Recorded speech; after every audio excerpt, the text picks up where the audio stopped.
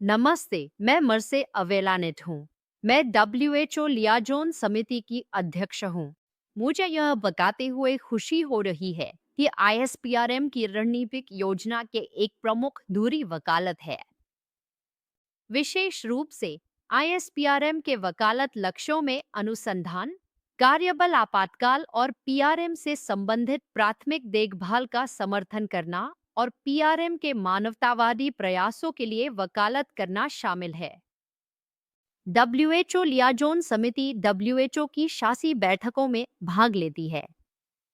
वैश्विक स्तर पर विश्व स्वास्थ्य सभा और कार्यकारी बोर्डों में और क्षेत्रीय स्तर पर डब्ल्यूएचओ क्षेत्रों की बैठकों में। इन बैठकों में हम ऐसे बयान पढ़ते हैं जो सभी प्रतिनिधियों और दुनिया के सभी स्वास्थ्य मंत्रालयों द्वारा सुने जाते हैं। इन बयानों में हम आम तौर पर स्वास्थ्य प्रणालियों में रिहैबिलिटेशन को मजबूत करने की वकालत करते हैं, खासकर फिजिकल और रिहैबिलिटेशन मेडिसिन में।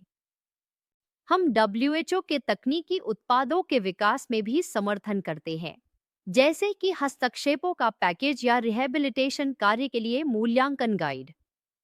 जब हम भाग लेते हैं तो हम अपनी तकनीकी विशेषज्ञता प्रदान करते हैं, लेकिन साथ ही पीआरएम की महत्वपूर्ण भूमिका के लिए भी वकालत करते हैं। हमारे पास वर्ल्ड रिहैबिलिटेशन अलायंस के सभी कार्यधाराओं में प्रतिनिधि हैं, जहां हम सामान्य रूप से रिहैबिलिटेशन के लिए सभी वैश्विक वकालत प्रयासों का समर्थन करते हैं, लेकिन जब संभव और आवश्यक हो तो पीआरएम के लिए भी डब्ल्यूएचओ द्वारा आयोजित तकनीकी समूहों में रिहैबिलिटेशन कार्यबल, जिसमें पीआरएम भी शामिल है, को मजबूत करने के लिए सामान्य प्रयास किए जा रहे हैं।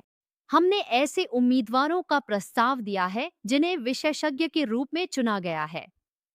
उदाहरण के लिए, रिहैबिलिटेशन अलायंस के पास कार्यबल पर एक कार्यधारा है। आईएसपीआरएम के एक सदस्य डॉक्टर अब्देरज़ाक हज्जियोई को अध्यक्ष के रूप में चुना गया। आईएसपीआरएम ने 2017 में इसके लॉन्च के बाद से रिहैबिलिटेशन 2030 का समर्थन किया है। हमने रिहैबिलिटेशन 2030 पहल के सभी तकनीकी उत्पादों के विकास में भाग लिया है, साथ ही कोविड महामारी से संबंधित उत्पादों में भी। हमने रिहैबिलिटेशन पर पहले विश्व स्वास्थ्य सभा के प्रस्ताव के लिए वकालत की और इसके सर्वसम्मति से अनुमोदन के दौरान एक साइड इवेंट की मेजबानी की। मैं जानना चाहूंगी कि वकालत को बढ़ाने के तरीकों के बारे में आपका क्या विचार है और मैं आपके टिप्पणियों को पढ़ने के लिए उत्सुक हूँ। धन्यवाद।